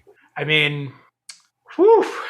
It's getting pretty steamy. It's getting real hot up in the culture cast. What I understand from what you've been saying, Richard, is that you're already working on a pilot for a extended series remake of Lucky Lady, in which Liza Minelli is going to have a cameo. And when you bring her in for a meeting, you're going to tell her that she has a mega fan who loves her in the original film. And in her many other films, including Rent-A-Cop with Burt Reynolds. And you would just love to get an autograph, a little note where she says, to Cullen, 1, 2, 3, 4, love Liza. That's what you were saying, right? Yeah, thank you for crystallizing. I mean, Richard, I think at this point you've almost signed yourself up for this. In my remake, the 3 stars are going to be Liza Minnelli, Jason Bateman, and Will Arnett. Wow. Okay. So, I mean, I get it. I'm not sure Cullen has that. I don't. I mean, I know Jason Bateman was in that TV show Arrested Development. Liza was in that. And the funny thing about that show is I didn't see that until a couple years ago, because all my friends that knew I loved Liza Minnelli never told me she was in that show. All you would have had to do to get me to watch that show is like, Liza, and I'm like, I'm there. Yeah. Why did it take 10 years for me to learn this? Yeah, it's cruel. It's cruel. My friends clearly don't know me, even though I know how much you love Liza Minnelli, because you've said it multiple times in reference to this film. Well, you listen. You're a very good listener, Chris. Wow. Look, I'm a Liza. I would watch Cabaret almost any night of the week. I would watch Arthur almost any night of the week. And, and it's like, at a certain point, you have to go, I guess I'm a Liza Minnelli fan, She's a stone cold fox in this movie, too. She has so much charisma. It's just... I know, right? I love her mom. I'm a huge Judy fan. And she has so much of her mom's personality. I think her mom would have loved this performance. And just hearing her sing the songs, just like her energy, she has something, and it's a glow. Yes, I agree. And I believe in movie chemistry. I believe that Burt Reynolds and Sally Field in Smokey and the Bandit have chemistry that bouncing off the walls. Here comes a butt. I feel a butt coming on. I believe in this movie, Liza Minelli is a charismatic performer, as is Burt Reynolds, as is Gene Hackman. But I'm going to tell you that I'm not sure they have chemistry with each other. I'm not sure I'm feeling a lot of Burt Reynolds Liza chemistry. I'm feeling even less Gene Hackman Liza chemistry. I might even say that the Burt Reynolds Gene Hackman chemistry is probably the most potent chemistry in the movie. And even though they didn't go overtly into, romantic chemistry, they certainly seemed like buddies. I would love to see the buddy movie with the two of them. I loved on rewatch. I've lost track of the number of times I've seen this. As I think I mentioned earlier, the thing that sort of jumped out to me was like, as soon as Liza exits the picture at the hotel, these two guys that, were putting on these macho airs, sort of like vying for her, immediately just come together and just like, how are we going to get her back? And like, they don't talk. There's no like talking like, maybe we should be on the same side. It's just like, it's immediate. It's implicit. Yeah. And I just loved how it's unspoken. Yeah, you love it. Again, I could have used 10 more minutes of just them in scene. Every time they're doing scenes together, it's funny. It's the comedy is there. The buddy chemistry is there. Yeah, that I responded to for sure. And I agree, Richard. I think that Gene and Burt in the film together have better chemistry than either one of them do with Liza Minnelli. But Liza Minnelli's character, herself, the character, is the strongest character in the film.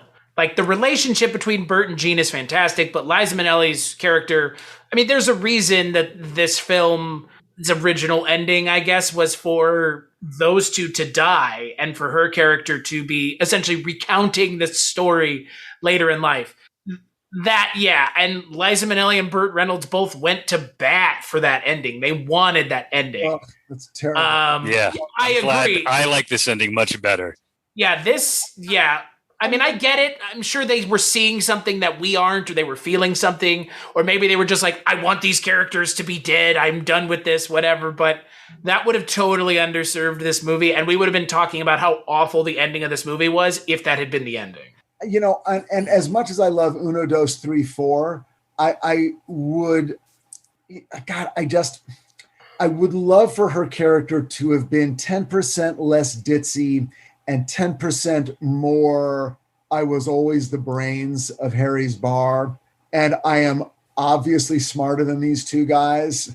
Like, I have no trouble believing she's smarter than Burt Reynolds, but only a little. I never thought she was smarter than Gene Hackman. And I think I would have enjoyed the movie a little more if I felt that she was just a half a step of both of these guys. I think she's smarter than Gene Hackman. Gene Hackman is good with a gun. Yeah. That's about the only thing he brings to it. And his like braggadocious nature. Because he's braggadocious where Burt Reynolds isn't. In that scene with Jeffrey Lewis where they jump overboard, Burt's the first one in the water. And then Gene follows after. And Gene, to your point, Cullen, when he's rowing the boat, Burt is long gone. He's swimming for the other boat. And Gene is still sitting there, taunting Jeffrey Lewis. Gene Hackman in this film, Burt Reynolds plays the straight man to Gene Hackman's character in a way. Well, I would say, but here's the thing. It's like Burt Reynolds is playing the bimbo to a large degree, but then so is Liza in a weird way. So it's like, you've got these two characters who neither one of them are being presented as the brains. And then Gene Hackman comes along, and even though it's not like he then pulls them all together, he does seem to know a little bit more about what he's doing and at least what their odds are. And I just would have loved a little more canniness and a little less, but I think we should, when she suggested that they go for round 2, It's like, okay, now we've made 30,000. Now I want to make $500,000. If she had been if I could have believed just a little bit more that she had the power to pull it off, and the two of them are like, we think she's crazy, but if we don't get in on this, we're missing out on $500,000. Okay, you need us. You're the brains, but you need us. Okay, now we're 3 equal parts of this, or at least Gene Hackman and Liza are. Let's make a plan. Yeah, I mean, I as I said, I like the fact that none of them are all that smart, and I like the fact that it kind of has this like magical cartoon nature. It's like they sort of stumble into this. Yeah, they should not survive. You see the bullets that Jeffrey Lewis and the machine gun are shooting go right around his feet, and then they wanted to kill him at the end of the movie. Like that would have made no fucking sense. No, right? No, it would have been horrible. I didn't know that was the ending that they wanted.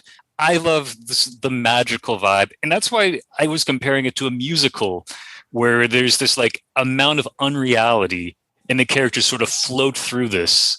And I think that's what Donnan brings to it. And, some of those dramatic things it doesn't quite have that dramatic weight, but for me, it works. And there were 3 songs. She sang 3 songs.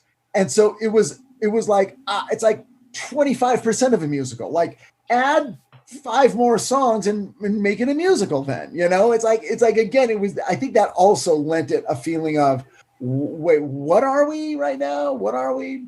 And that's what I love again.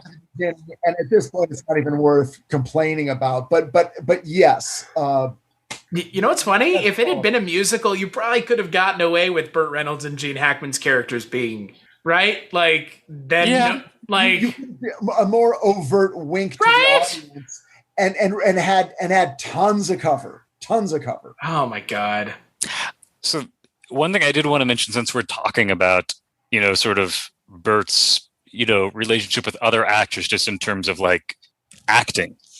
Since this is now Burt Reynolds Month coming to a close, one of the things that I really love about Burt, and I think he would even say, is a big part of his career and his life is his working relationships. So much so that his memoir is all about those friendships.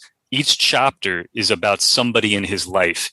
And through talking about those friendships, he tells his own story.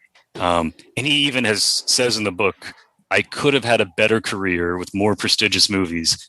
I just wanted to make movies with my friends. And you do see from movie to movie, so many people behind the scenes or in front of the camera reappear.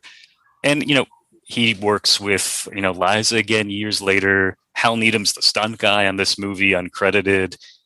But that is something I really like about Burt, is that from movie to movie, he has really good chemistry with other actors. And I that's just like an appealing part of him to me. I'm going to say something right now that I think the 3 of us, everyone who's ever been on this show, can appreciate. While I had never heard that quote attributed to Burt Reynolds, that is the kind of spirit that I bring to this show. That's the kind of spirit that I bring to the things that I do.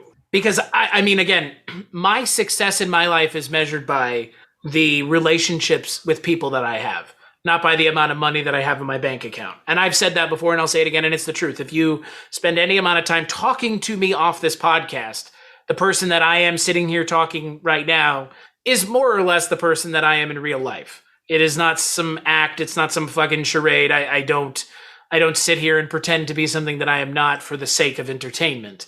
And to hear Burt Reynolds, who brought such a power and strength to his roles and a charisma to his roles, to hear him say that and to have him write his memoirs that way speaks to who he was intrinsically as a person more than almost anything else in his life could. Because, I mean, the fact that this man defines himself by the relationships he had in his life speaks volumes about the kind of person he was outside of the industry. So it's called, Burt's memoir is called But Enough About Me. Wow, get out of here, man. Is it good? I mean, it sounds like you loved it. I think you would enjoy it. It is very Burt. It's lighthearted, it's casual, but he talks about all the people that we like, where it's just like, you watch one of his movies, it's like, oh my God, this person's in it. Oh, this person's in it. It's like sitting down and hearing like some good stories from that guy. Oh, there it is. I mean, look, like you said, Cullen, in this industry, as we bring this month to a close with our good friend Burt Reynolds, which this is not the last time we're going to be talking about Burt Reynolds. So there's that, just out in the open, hanging and naked. What, you're doing an entire Lucky Lady month in 2022? Right. It cracks me up that in the industry, when you see people work together, unless they're being forced to, that is 100% sometimes, like almost by choice. Like when the same like 3 or 4 people work together, like that's probably because they wanted to, not because they were being forced to. Because I'm sure, Richard, you would echo this in the industry. It is a personal business as much as it is a business. And the relationships, people will go to bat for people that they would not otherwise because of a personal relationship or connection with them. That is important. The only time you see people who deeply hate each other working over and over is when the demand of the franchise is so strong. Yeah, it's like, okay, like Harrison Ford didn't hate Mark Hamill, but like if they did, but it's like, but you have to make 2 more Star Wars movies. Harrison Ford just hated everybody else. Right. But in television shows, you will often, I mean, you have seen TV shows where the 2 leads despise each other, and it goes on for years because you can't get out of it. It's just like, well, I mean, do you have any examples? I'm curious. Circle back to a franchise, Cullen, that you have direct knowledge of. Think of the Fast and Furious franchise. There are 2 actors who cannot be on screen together anymore, and they have figured out a way to write themselves out of that corner. Dwayne "The Rock" Johnson and Vin Diesel have straight up said they don't like. They've never said it overtly, but it's an open secret that they do not like one another. Is that real? Because yes, that is. So it's not manufactured. If it's manufactured, then giving The Rock his own movie and him not being in the next 2 Fast and Furious movies is just a strange coincidence. Interesting. Okay, that's cool. Yeah, not cool, but like, because I wish they got along. But sure, I think the people who make those movies wish they got along too. As I'm going to give you guys the final word here on Burt Reynolds Month. Was this a success? What's the final thing? I'll give Richard the floor first, and then I'll give Cullen, the man who put up another month, 2 months in 1 year, put up with me having to help program 2 months. Richard, what would be your final say on Burt Reynolds Month for the Culture Cast? My final say is that my respect for him and his range, which I was vaguely aware of, but now having seen it play out, makes me want to see more Burt Reynolds movies for sure. And I'm impressed with him as an actor in everything I've seen him in, even if I'm not entirely impressed with the final product. Cullen?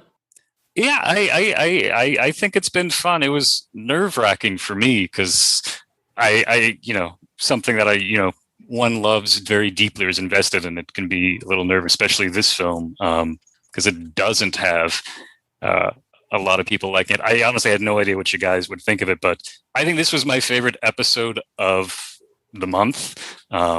Maybe because it didn't have the sort of reputation or like a legacy. Like it felt like we could get, really deep into the movie. I enjoyed all the conversations. I really, appreciate it. It's been fun talking with everyone. So thank you, Richard, for co-programming. Thank you, Chris, for facilitating and inviting all the guests. I will continue to watch Burt Reynolds movies beyond this. So I'm going to say something that's a little maybe unexpected. There was a moment where the 3 of us were talking where, for me, the fact that we were on a podcast melted away for a moment, which has not ever happened, maybe once or twice, but I can't remember in recent memory when that has happened. It's gotten close, but we were sitting here talking as if no one, and not like we were like being more open with one another, but more to the fact of what we talked about on this episode is not where I thought this was going. I wouldn't have been able to tell you that we would have had a conversation about toxic masculinity on the last episode more than having a conversation about, monogamous versus polyamory versus all. I mean, we talked about sexuality in general in this episode in a way that I think is, this is my opinion as a hetero-facing bisexual guy, just so I can make sure to cover all my bases. To me, this is some of the most interesting conversation I've ever had on this show. And this is probably right now, I will say this with absolute certainty. This is going to be either my favorite episode of the show for a long time or my favorite episode of the show until we talk about this again, which may never happen. So this will probably be an episode that I point at for certain reasons that may seem completely unrelated to the film, because the conversation that we had here could stand on its own without the film. And that is something that I don't think anyone in this conversation thought could happen, not because we're untalented, but because I didn't think the conversation would go as far as it did, and I'm glad that it did, because it's an important conversation. It's an important conversation to have. I agree. I agree, and I thought it was super. It was super great to be able to have it with you guys in a way that I knew would be interesting and not immediately, descend into either stupidity or defensiveness. Yucks. So, and I think we should. I want to do another theme month. Like we got to. I don't know who wants to do it, but we got to do, pick another actor and go. Okay, let's look at some of their stuff. So. I don't know when, but I want to do it again. See, look at that. It'll turn you into a podcaster yet, Richard. Yeah. But here's the thing. This is the end of Burt Reynolds Month. I think we're all in agreement. This movie, you should watch this movie. Come to this movie with an open mind. Because, again, I think that's the best way to come into any movie, frankly. And we may have put some expectations. I don't think we put any expectations on this movie, actually. I think what we described as a movie that is open to several levels of interpretation or angles of interpretation. Yeah. Yeah. And Cullen, I can't thank you enough for turning me on to a movie that I literally never would have watched. That is, without a doubt, a film I can tell you with absolute certainty would never have crossed my mind. Well, I'm very glad you both watched it, and I appreciate the seriousness with which you discussed it and analyzed the different elements of it. And I want to watch it again, frankly. I want to rewatch it. And I know that there's going to be a lot of people who want to watch this movie. And they should. And it's going to be a little hard to track down. Shout Factory released it in 2011, so you can find that if you are so inclined. So on that note, let's take a break and we'll play a preview for the first Culture Cast of August. So look at that. He's got the DVD right there, Richard. You don't even have to look very far. Got the soundtrack in the next room. Wow. What was it? Of Lucky Lady. Oh, Lucky Lady. I thought it was for next month. Oh, no. Okay, there you go. Nice. So, on the next episode of the Culture Cast, we are going to be talking about a film from television. It is called Murder Can Hurt You. It is a parody of such television shows as Kojak, Columbo, other things of that nature. It is a television movie because next month is all about films that come from the land of television. They are no less movies than films that come out in theaters. And if you think that, we're going to change your opinion right quick now. So that's what we're doing next month. Until then, Richard, where could people find you if they want to harass you about your terrible opinions on things? No, I hope they don't do that. It's Twitter, man. They're going to do it whether or not we ask them to or not. You can find me on Twitter at Richard Hatem. And I am still finishing up work on the final episodes of season 3 of HBO Max's Titans. So watch the first 2 seasons on HBO Max or on TBS. And season 3 begins August 12th. So get ready, bone up on the first 2 seasons, and then swing into season 3 when the Titans go to Gotham City. Finally. Oh, ho, ho. Maybe we'll see. Who knows? I need to catch up on your show, Richard. What about you, Cullen? Are you still behind over there at Pulp Serenade? So I finished the thing I've been working on all month, which was an introduction to 2 Peter Rabe novels that are being reprinted by Starkhouse Press. It should be out later this year. I don't have a pub date. But Peter Rabe was he emigrated from Germany in the 30s because of Nazis and wound up getting a PhD in psychology, but then he switched to writing crime novels in the 50s paperbacks. And they are reprinting his first paperback, Stop This Man, which is about a guy who has heisted a large amount of gold. Unfortunately, the gold is radioactive. So as he crisscrosses the country trying to get to LA to sell it, he leaves a trail of people with radiation sickness behind him. And that's being paired with his novelization of Tobruk, which, to your point, Chris, about TV movies are very much, movies. novelizations are also a heavily underrated art form, and his novelization of Tobruk the movie is just, it's so much deeper and so much more intricate, and he adds so much to the movie. It's its own thing. It's amazing. So that's what I was working on all month. So I'm still at pulp-serenade.com, but I have not written anything for it in a while. I was about to say, sometimes the novelizations are the easiest and or only way for the public to get their hands on the original script, or at least a version of the script that it didn't end up on screen, which... That's a good point. Yeah, I mean, or you get to hear... I mean, the example that I always use is the Revenge of the Sith novelization, which gives you a characterization of Darth Vader right as he becomes Darth Vader, which is very strange and haunting because you never get that in the films, but in the book they give it to you. And it's worth it just for that weird little bit because it's an insight into the character that we would never get for the longest time. So novelizations are cool. I'm game with novelizations. This one, I don't know if y'all have seen Tobruk. I mean, it's about trying to blow up Rommel's fuel supply. The movies doesn't, it's a largely visual action type movie. So there wasn't much for him to work with in terms of turning it into a novel. So he's just it was a creative challenge because I had to fill in all the blanks, and he fills them in very interesting ways.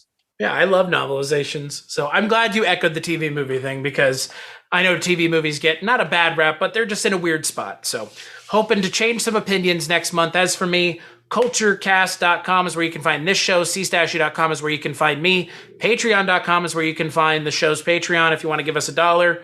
If not, cool, I get it. There are bonus episodes, doing a bonus episode every month. This month's Burt Reynolds movie bonus episode was Mr. Bean, a film that he's in for 2 minutes. But we got to talk about Rowan Atkinson, which, I mean, Rowan Atkinson's amazing, so... Heck yeah. Yeah, so there you go. So there's a positive.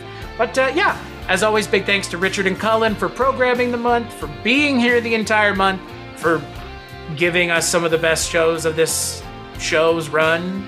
Almost back-to-back episodes. The last episode was really good as well because of the conversation we had on that one. So I thank you guys immensely for that. And we'll catch you on the next episode.